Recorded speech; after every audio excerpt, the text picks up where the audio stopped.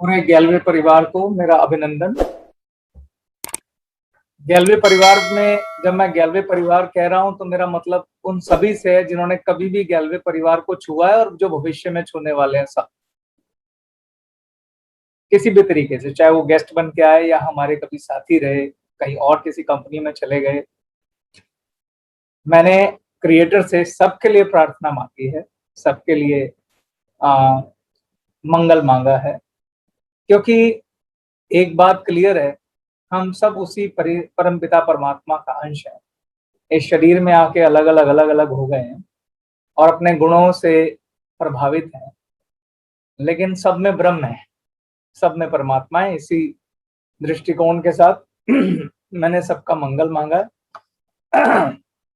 और क्रिएटर ने मंगल दिखाया भी। आज मैं जो आपसे बात करने वाला हूं वो एक छोटी सी स्टोरी के साथ बात शुरू करता हूं। एक बड़ा प्रतापी राजा था।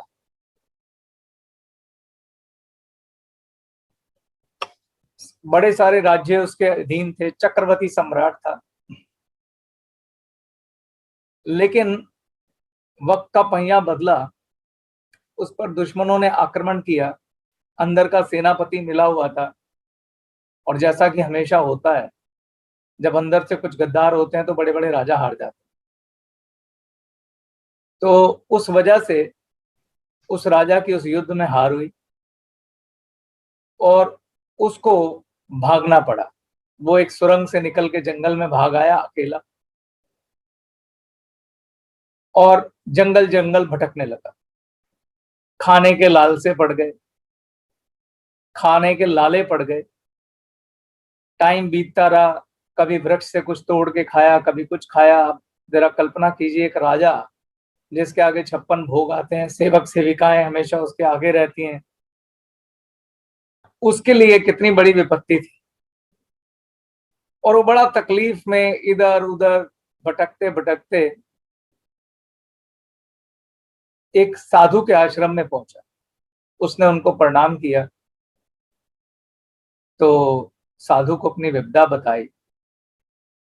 तो साधु ने उसको एक अंगूठी दी, एक हाथ में पहनने वाली अंगूठी।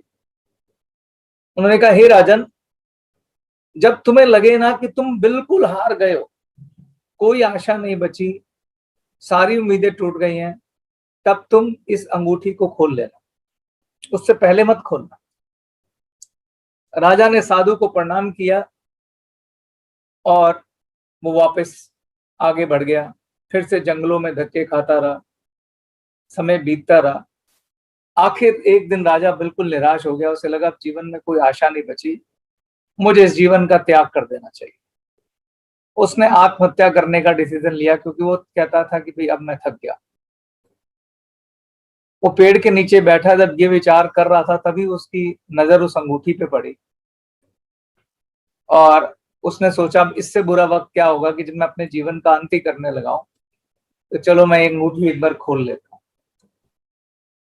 तो उसने उस अंगूठी को खोला तो उसमें एक महामंत्र लिखा हुआ था, और वो महामंत्र मैं आपको बताने जा रहा हूं। वो महामंत्र था, हे राजन, ये वक्त नहीं रहेगा। हे राजन, ये वक्त नहीं रहेगा। जैसे ही उसने इस बात को पढ़ा, उसके अंदर फिर से एक आशा जगी कि ओके, वक्त बदलेगा। वही हुआ। मुश्किल से एक महीना और बीता था तो उसका सेनापति उसे ढूंढता हुआ आ गया और उसको बोला, हे राजन, हम आपको बहुत दिनों से ढूंढ रहे हैं, आप चलिए, हमने अपना राजपाट वापस जीत लिया है और हम सब आपका इंतजार कर रहे हैं। वो वापस राजा बना, उसने फिर कई युद्ध लड़े, वो चक्रवर्ती सम्राट बना। पिछली बार से भी ऊंचा राजपाट उसका हो गया। इतना ऊंचा हो गया, इतना ऊंचा हो गया कि वो अय्याशी में उतर आया। शराब, नृत्य की, पूरे विलास में डूब गया। इतना नशे में डूब गया कि उसने साधु संतों का सम्मान तक करना बंद कर दिया। एक दिन बिल्कुल नशे में था तो अचानक उसकी नजर उस अंगूठी पे पड़ी, और इस बार उसने घमंड में खोला है। जब उसने खोला तो उसमें वही महामंत्र लिखा था, हे राजन, ये वक्त नहीं रहेगा। वक्त बदलता है दोस्तों, और यही हमारा जीवन है। वक्त हर पल बदलेगा, बदलाव ही सृष्टि का नियम है। कोई भी चीज स्थायी नहीं है। फिर स्थायी क्या है? स्थायी है आपका एटीट्यूड, आपका नजरिया, जो कि आपके ज्ञान पे निर्भर करता है। सेम घटना अलग अलग व्यक्तियों के जीवन में होती है और उन सबका नजरिया अलग अलग होता है उसको देखने का। सेम घटना सबके जीवन में होती है, मगर अलग अलग नजरिया होता है सबका देखने का, और ये नजरिया उनका ज्ञान तय करता है, और यही नजरिया उनको सागर से पार ले जाता है। मैं इस सेशन में काफी आध्यात्मिक मोड में हूं, लेकिन फिर भी मैं आपको कुछ प्रैक्टिकल और व्यवहारिक उदाहरण देता हूं। ऐसी अनगिनत कहानियां हैं जहां लोग ऊपर से नीचे धरातल पर गिर गए और फिर उठे और फिर ऊपर पहुंचे, और पिछली बार से भी ऊपर पहुंचे। मैं खुद उसका उदाहरण हूं, मेरे जीवन में ऐसा 4-5 बार हुआ। अगर मैं नेटवर्क मार्केटिंग का उदाहरण दूं, तो जिस समय मैं नेटवर्किंग करता था, सरबजीत जी जानते हैं कि मेरे साथ ऐसा हुआ था। जब मैंने नेटवर्किंग की थी, मैंने बुलंदी को छुआ था, और जैसे उनके सेनापति हुए थे, कुछ हमारे यहाँ भी थे।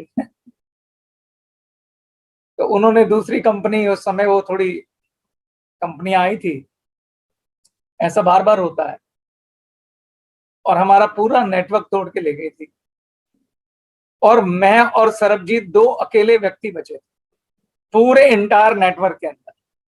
सरबजीत मेरी डायरेक्ट था। मतलब मैंने इतने भारी मन से ये कहा था, क्योंकि वो इसे भी लालच दे रहे थे। मैंने कहा तेरा सारा नेटवर्क चला जा, तू भी चला जा, तू क्या करेगा? और सरबजीत हमेशा एक लक्ष्मण की तरह, एक भाई की तरह खड़ा रहा, कहता नहीं सर, मैं साथ ही हूं।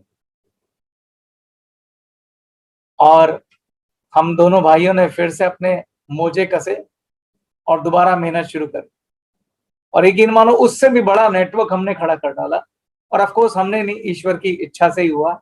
लेकिन एक चीज उसमें कॉमन थी, वो ये थी कि ये वक्त नहीं रहेगा, ये वक्त बदलेगा। कोई वक्त जो है वो स्टेबल नहीं होता। मैं इस मेडिटेशन में साक्षात देख रहा हूं कि ग्लेज को भारत की नंबर 1 कंपनी बनने से कोई नहीं रोक सकता। बस आपको अपना नजरिया रखना है सही, विश्वास वाला, अपने योद्धा को जगा के रखना है।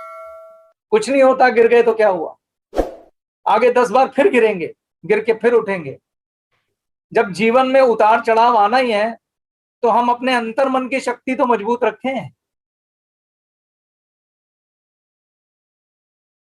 मेरे से किसी ने कहा कि यार आपकी कंपनी काफी डाउन हो गई इस कोरोना में। मैंने कहा सर, एक कमरे के मकान में रहता था, 7 लोग रहते थे, मेहनत करी, ईश्वर ने उस मेहनत में आशीर्वाद डाला और यहां तक पहुंचा दिया। तो मैंने कहा भाई, इस योद्धा को हराना आसान है। ज्यादा क्या होगा, दोबारा एक मकान में पहुंच जाऊंगा, एक किराए के मकान में। मैं कहा तब भी लड़ता रहूंगा, आखिरी सांस तक लड़ता रहूंगा, क्योंकि यही मेरा धर्म है। फल देने का काम उसका है, दे देगा। तो आपके जीवन में नजरिया योद्धा और लड़ाके का होना चाहिए, निराशा का नहीं। क्योंकि जिसके मन पे निराशा छा गई, उसे कोई जिता नहीं सकता। इसके लिए मैं आपको एक और कहानी सुनाता हूं कि निराशा कितना बड़ा शत्रु है आपका। और निराशा का जो का निशानी है कि आपको निराशा है या नहीं, वो तब है जब आप नकारात्मक बातें करते हैं, जब आप दोष ढूंढना शुरू करते हैं परिस्थितियों में। उसका मतलब है आपके जीवन में निराशा ने कब्जा कर लिया। किसी भी तरह का दोष ढूंढने वाले लोग निराशा नाम की बीमारी का शिकार हो जाते हैं। लेकिन जो लोग अपने इस समय जो हाथ में संसाधन है, उसके साथ युद्ध की तैयारी करते हैं, वो उनके जीतने की संभावनाएं प्रबल हो जाती है।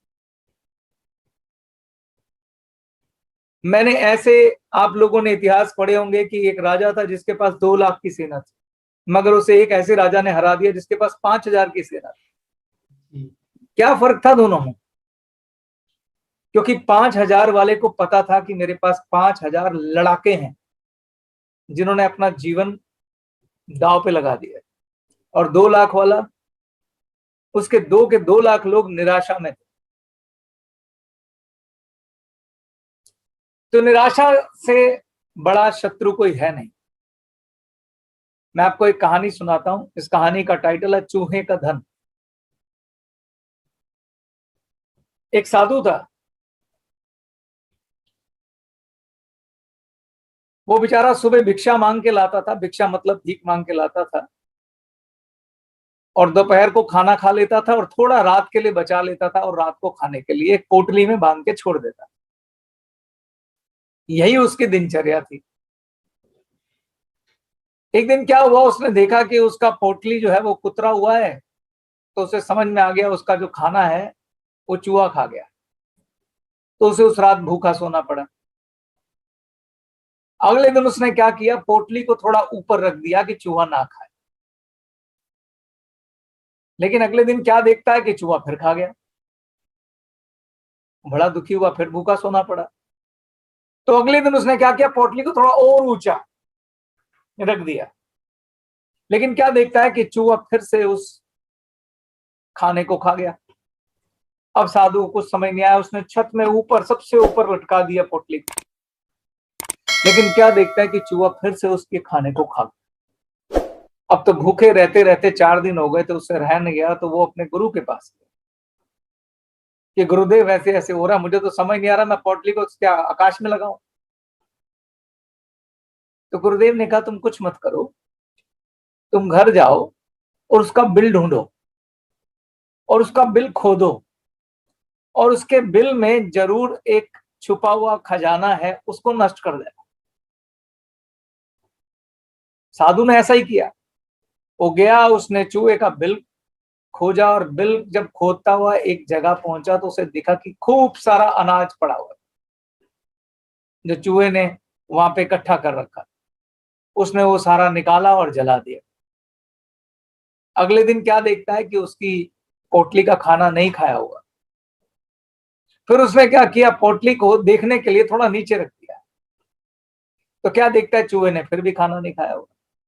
फिर उसने पोटली को थोड़ा और नीचे रख दिया, तो देखा कि चूहे ने खाना नहीं खाया गया। अब उसको लगा कि गुरुदेव से इसका राय तो पूछना ही चाहिए।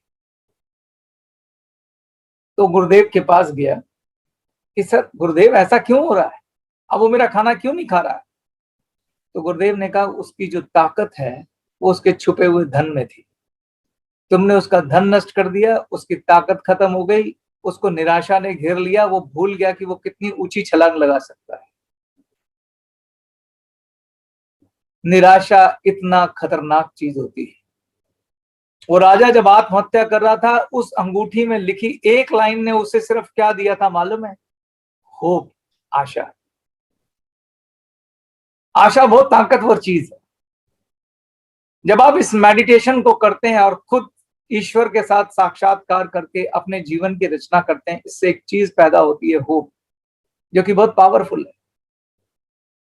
अवचेतन मन के अंदर अगर आप पॉजिटिव होप को भरते जाएंगे, भरते जाएंगे, भरते जाएंगे, भरते जाएंगे, कोई कारण नहीं है कि आपको वो जीवन में प्राप्त ना हो जो आप प्राप्त करना चाहते हैं।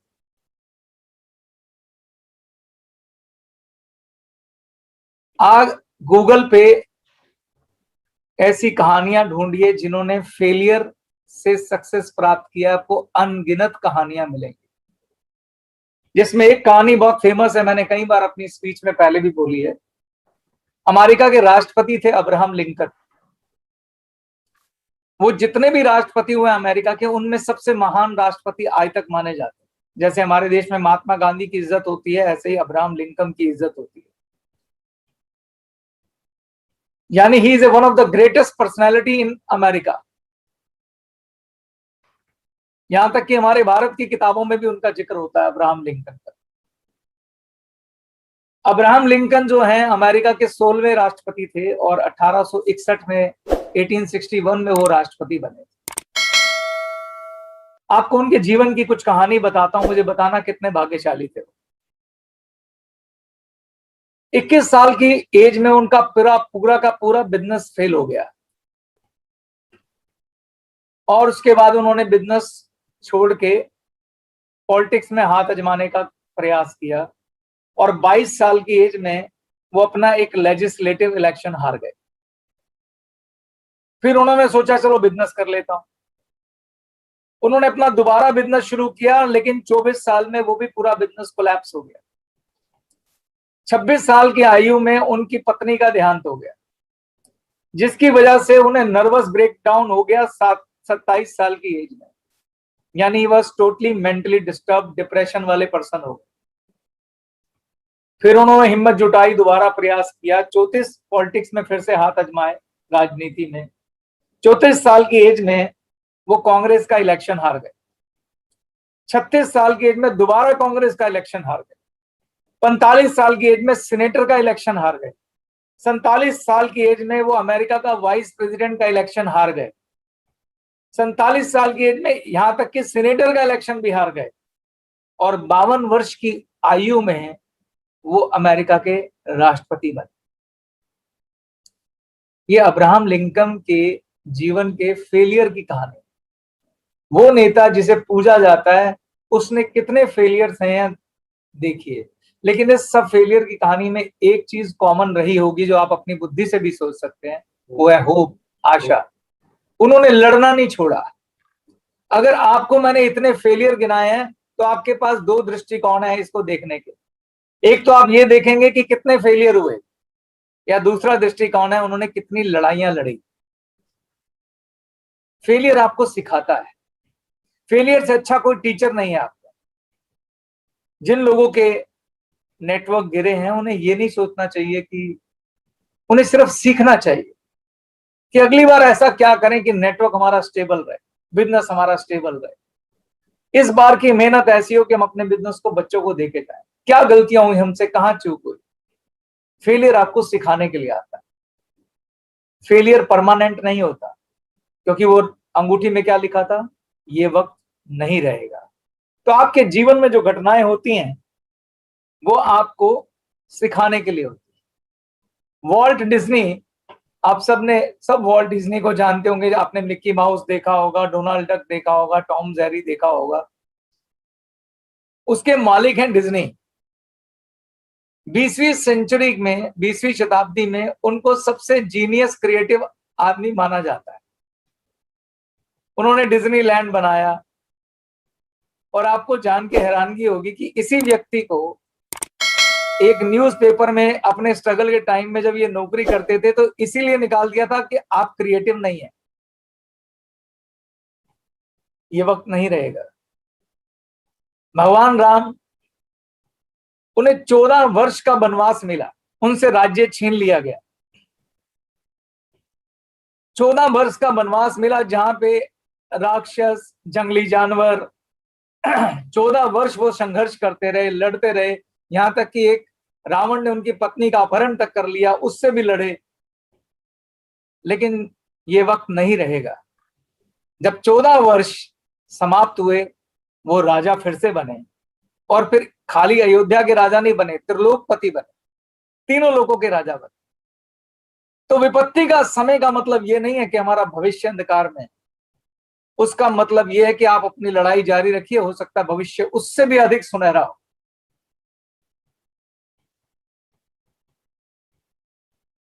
हमारे इतिहास में